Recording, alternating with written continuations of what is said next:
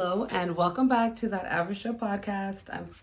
I'm your host here, Joe, and today we are talking The Godfather. Rest in peace to Kevin Samuels, and I miss him so much. And his word was a word, and everything he pretty much said still holds very true to today. And let's go over a couple of the things that he said.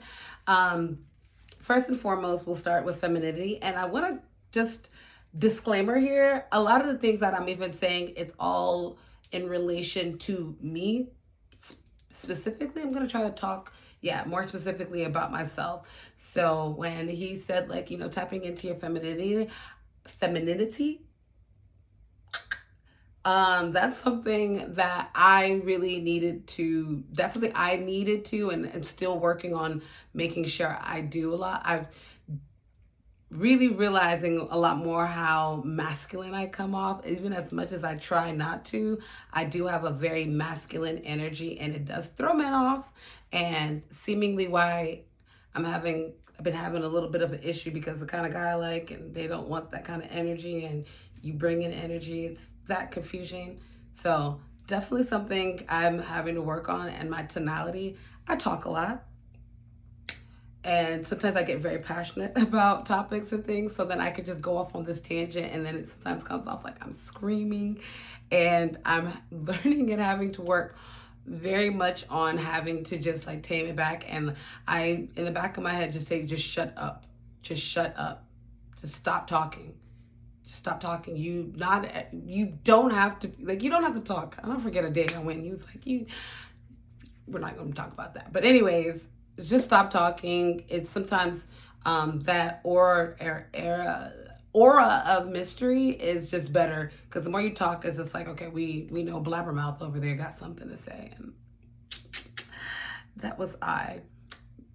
Being in shape and maintaining your physical physique, very important. We all like somebody who's in shape. I'm out of shape a little bit right now, but I'm back in the gym tomorrow. I pinky promise. But being in shape is just very important. We all want somebody who looks good, who looks like they take care of themselves, who lives a very healthy lifestyle, who is like, if they want to do activities and is able to, and it just looks appealing. So it's just like, it's nothing, I don't know, too personal, but it's just like, that's just what we want. We like to see people who are physically in shape, who look like they take care of themselves. We do like the girls who spend the hours in the mirror plucking the baby hairs and plucking and making sure that it looks right. So then we kind of go into your actual looks, physical physique, and then to looks, how important it is, like, to take your time and make sure you look your absolute best before you walk out of your house. I definitely like to look good, but the attention to detail has been definitely a fault of mine. I was just like, oh, the stuff on the wig, it looks all right. Everything looks, the makeup, okay. It's not all the way blended, but it looks okay. And it's just like, no. If it doesn't look right, where are you going? Why are you walking out of your house? If the nails aren't done, like, why are you walking out of your house half-stepping? And people can really tell that it comes off like you just don't care about how you look. And it's just very important. And he said, it's like, no brainer.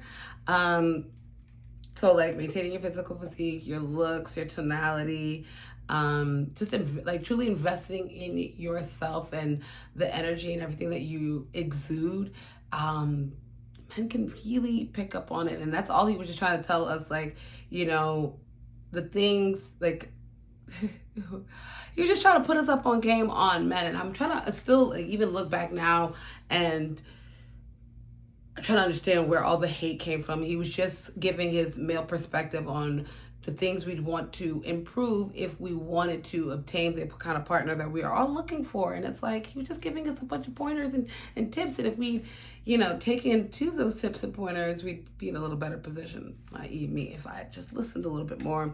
And the qualities in a high value man, and what you should be looking for, making sure you're putting yourself in the right places. Is, you're not going to find him I wasn't going to find him at the places I'd been going to. So definitely needed to change up my crowd, change up my audience, and just mix and mingle with different people in different areas too, because when you meet somebody, let's say at like a lounge or like a club or like a club setting, it's the aura and energy, it just doesn't scream intentionality, versus you meeting that same person in a completely different environment definitely just screams a little bit. It just has a different context to it, because like the club and lounge, it just screams very fun, freaky, that energy. And if you're not trying to give off that energy, why be there or entertain people who go to those places? It just, to me, just comes off a couple common sense things that it was just like, duh. And then also to women who are in that danger zone and that 27 to 35 that he talked about, and maneuvering through that and setting yourself up with realistic expectations. I think that's all what his biggest message was just to have realistic expectations of yourself and who you are. If you are like a plus size or woman, or you may not be all into your femininity and things like that, there is a guy for you. I don't think he was ever saying, like, he was just like, be realistic with the kind of guy. And he also said this to men too. It's like, if you're out there looking for a certain kind of girl, that girl is looking for a certain kind of guy, so don't be mad at her, or elevate or build yourself to be that. Like, if you want this kind of girl and she likes guys with money or that are like this, then go and achieve and obtain that, which is what men tend to do. And then, but men, like, if you like, you just tell the man, like, she wants a guy who got money and all of that. Like, men will just go kind of like hustle and do that. But if you tell the woman, like, oh, he don't like big girls, like, oh, why don't he like big girls, and we're nice too? It's like, that's not the point. Everybody is entitled to their preferences and what they want. It is like, basically, if you're trying to achieve that, or if that's what you want, these are typically the criteria and requirements that said person has. Like, and even the high value guys that I've come across, he was very right about the things that they like. They have a certain expectation, and they're not very compromising on it, because they are like, they're just not going to compromise. They're just like, oh, you don't want to do that? Or that's not your cup of tea? Don't worry about it. Like, hey, no harm, no foul. I'll just go find somebody else. And they very, as cold and things as it comes off, it's, if you have the money and the resources and you don't have the time for all of that, you only have the time and patience and energy for what you want. And if it's not what you want, hey, get me what I want. And sometimes they are willing to like work with you. And if you're not willing to do it, then it's just chuck the deuces and goodbye. And sometimes you have to learn that the hard way. And I think that was his bigger overall message, was a lot of self-improvement within yourself. Like, get yourself into shape, take care better of yourself inside and out, carry a better energy and aura about yourself. Sometimes you come off very strong, and that's just not what, strong doesn't want to meet strong wants to meet soft sometimes. And so it's just like kind of doing an internal look at yourself and seeing, your pros and cons, and working on them or playing with them, or finding somebody who could really balance with that. He was just, in a nutshell, just saying, like, we are all out here chasing for maybe 5 or 10% of the men. And that's a very, very, very small percentage. And you have to be realistic with your expectations. And also too, with ladies and everything, men are a work in progress. You can scope out the person that you think you can work best with to maybe even build. Like, not everybody is just ready-made, ready to go, got it all, 6-pack, 6 figures, 6 foot, the whole shebang. Like, not everybody is already there. Sometimes you do have to work and build and motivate and push somebody there and put somebody in that position. And you also get the best benefits when you are with somebody through that those trials and tribulations of them elevating themselves. And also, if you do find a guy who is rich, these are the certain expectations and requirements that he does have, and we can't be mad at that. It's like, he worked hard to be there and he wants what he wants, and you either go with the show or not. That's up to you. So it was just, that's all Mr. Samuels was saying.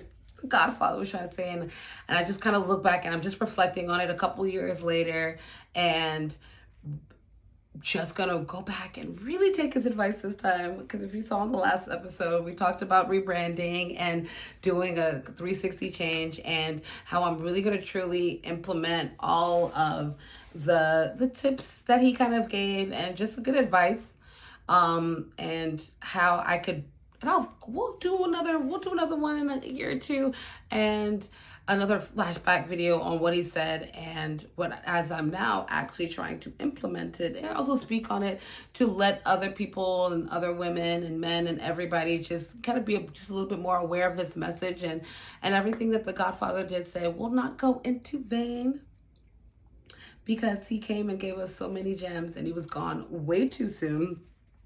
And he was just so right. Being beautiful pays. Like, you see, this why the bad girls get what they want, and for guys, like, that's why the rich guys get what they want. If you work hard and like really truly take the time to really do a lot of self-development, and just step away from everything and like truly work on yourself, you'll be able to get exactly what you want. You wouldn't want to compromise, because you did do all the sacrifices. So you were like, no, like, I want my steak done how my steak is supposed to be done. We're at this, I'm paying for the tomahawk or whatever.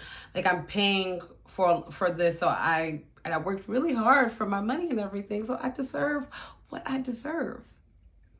And that's all the Godfather was trying to say. And just want to keep his message alive. And, we might not have always liked like the way he said things, and his tonality might have not been in the most digestible format, but what he did say was not necessarily wrong. And if we could look at the bigger picture of the things he said, we could see how much more positive things could be. But that is just my little reflection, and we're going to do some more deep dives into it. But definitely rest in peace to the Godfather, Kevin Samuels. Your message lives on. We're still talking about high value till today. The women with multiple baby daddies are still getting triggered till today, and he was very much right about that, because there's nothing too glamorous about that. And also, to you guys, stop making women baby mothers, and keep pushing on Cam Newton. But we digress. But thank you for staying tuned. Make sure you like, comment, subscribe. And this is another episode of the Average Joe Podcast. And of course, I'm your host here, Joe. And stay tuned for more.